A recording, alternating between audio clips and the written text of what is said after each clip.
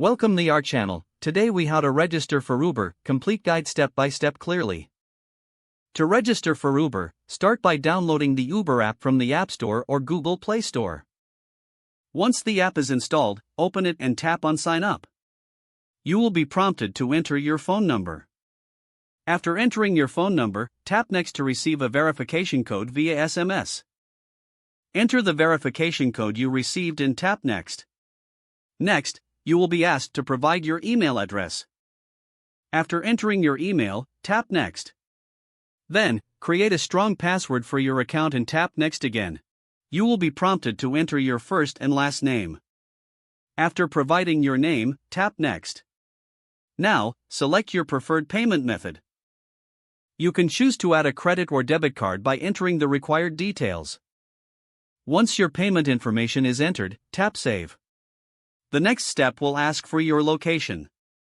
Allow the app to access your location for easier ride requests. After enabling location services, confirm your home address.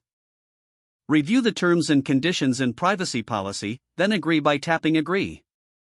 At this point, your account is almost ready. You may need to verify your identity by providing a profile picture. Take a clear photo and submit it for verification. If you choose to drive for Uber, you will be guided to complete your driver registration process.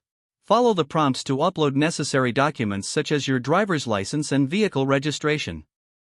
Once all documents are uploaded and approved, you will be officially registered. Now you can start requesting rides or consider driving with Uber.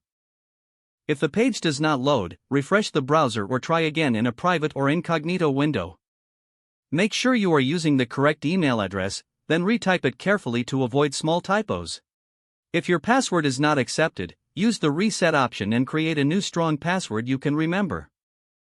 Check your spam folder for verification or security emails, then complete any requested confirmation steps.